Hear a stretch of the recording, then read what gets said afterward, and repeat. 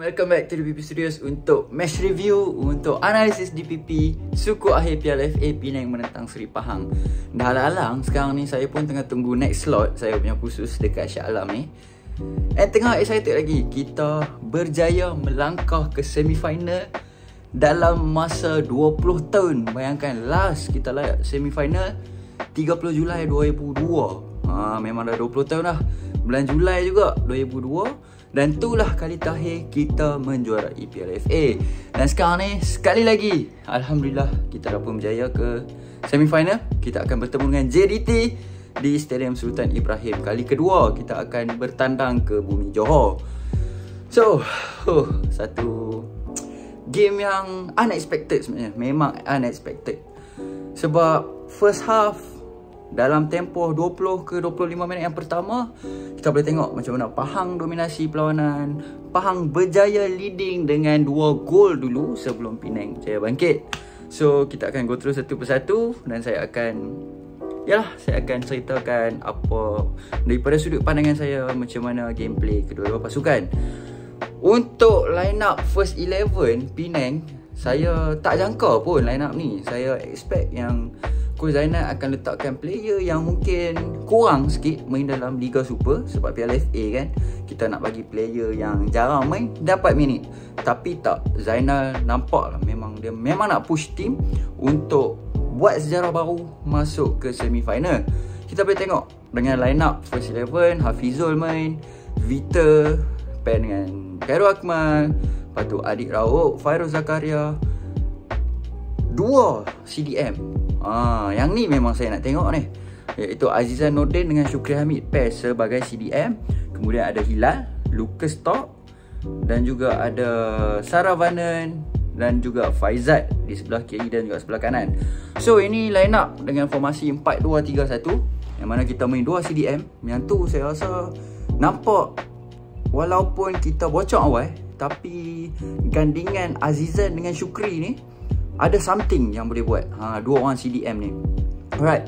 So Pahang pula main 4-4-2, sama juga macam Piala Malaysia last season, yang mana episod hitam Penang kena belasah dengan Pahang. Formasi tu juga Pahang main, tapi bezanya Coach Pablo Dolah is back untuk Seri Pahang setelah Christopher Gamel dipecat.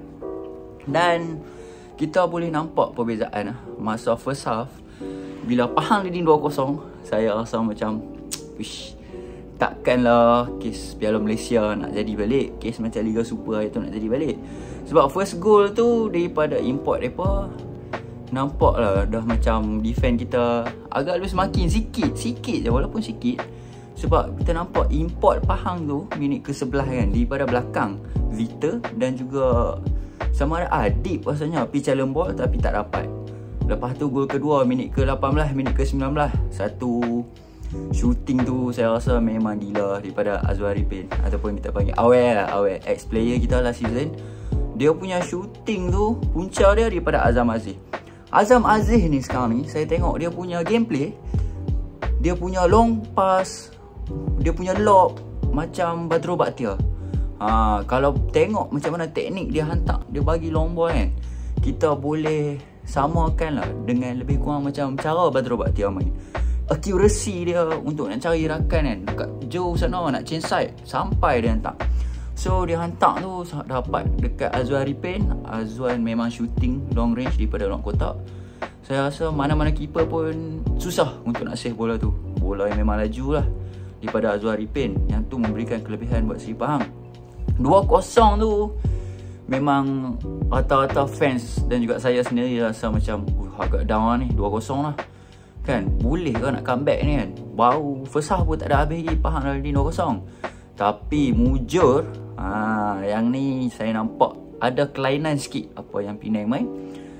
Saravanan minit 45 tambah 1, hasil daripada, saya boleh kata set piece kan, free kick Adib, lambung ke dalam kotak, Vita challenge ball, dan nasib baik dia punya keeper iaitu Muhammad Samasa, dia pun dah macam itu kan, dia jadi macam samosa sikit.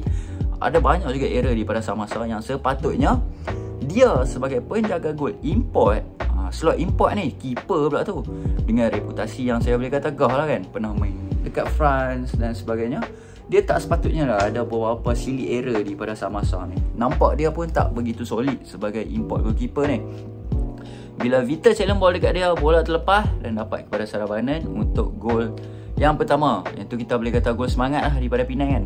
Lepas tu masuk second half tu, nampak ada urgency daripada Penang untuk nak cari gol kedua, sehinggalah kita punya player kontroversi sebenarnya, Endrick ni, dan dia dibawa masuk, dibawa juga ke Kuantan dan dibawa masuk.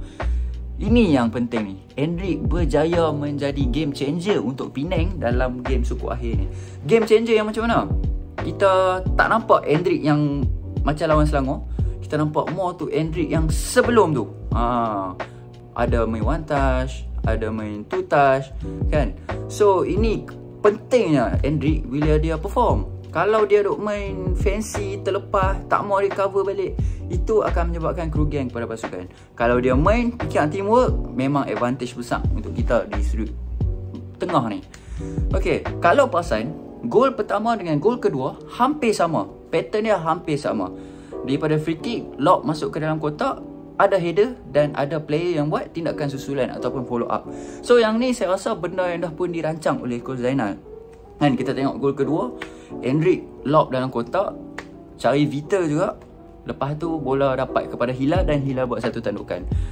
Nampaklah benda ni dia, kalau sekali kita boleh kata luck, tapi kalau dua gol benda yang sama, kita boleh kata benda tu dah ditrainkan untuk jadi macam tu. Dan hasilnya dalam game, dua gol kita dapat hasil daripada pattern yang sama. So bila dah ada harapan dekat situ nak masuk extra time, kebetulan mungkinlah dah tertulis rezeki Penang untuk ke semi final.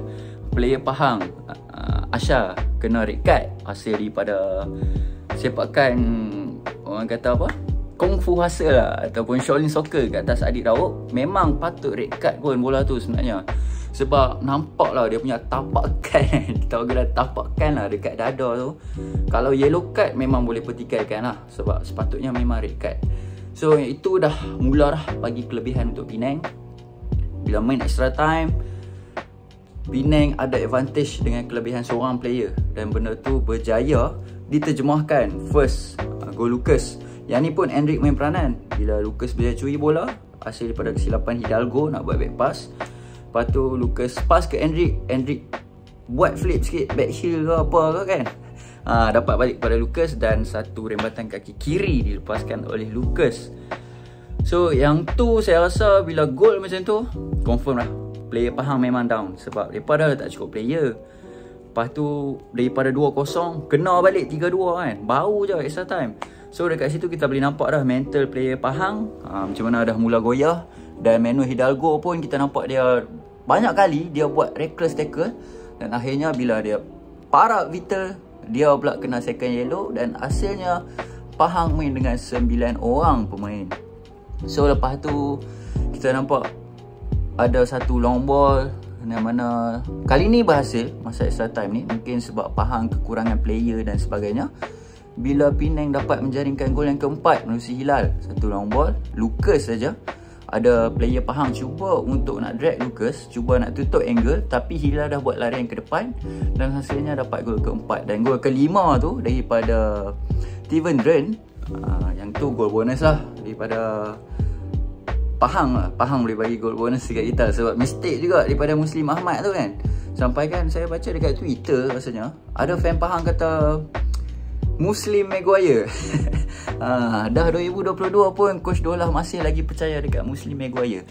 Muslim ni player senior, captain, tak sepatutnya lah buat mistake macam tu waktu tim tengah down dan juga nak cari gol, sekurang-kurangnya gol semangat balik waktu extra time.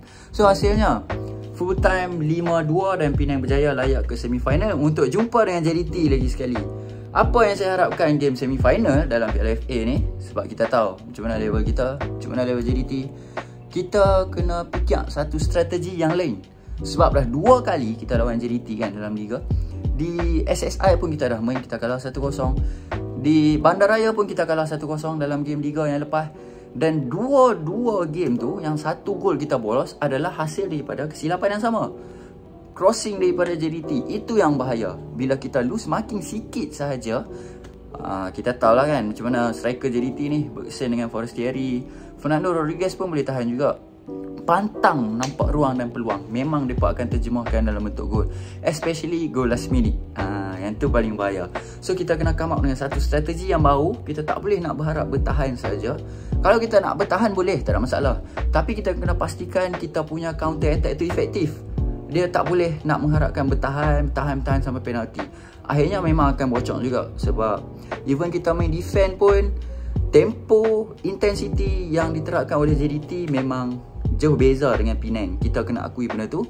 So kita kena come out dengan satu tactical, satu strategi yang membolehkan kita sekurang-kurangnya drag game tu ke extra time ataupun ke penalti. So kalau penalti 50-50, masing-masing ada peluang untuk layak ke final. So apa pendapat apa? Kita kena raikan sikit lah. Kita kena raikan sikit bila kita dah layak semi-final ni. Bukan senang. Dalam Liga kita ada last, tapi dalam Piala FA sekarang ni kita ada dalam last 4. Dan sikit lagi, kalau ada rezeki kita tahun ni, insyaAllah kita akan ke final. So tu yang saya boleh bagi ulasan untuk game ni. Kalau ada yang tanya, doktor tunggu-tunggu. Saya pun tak boleh nak cakap panjang. Khusus dah nak start dah ni, saya nak kena masuk dulu bilik ataupun dewan khusus. Sekian dulu daripada saya. Jangan lupa like video ni, share dan juga subscribe lah. Tekan butang loceng banyak-banyak untuk notification. Demi kebanggaan, demi Pulau Pinang. Bye-bye.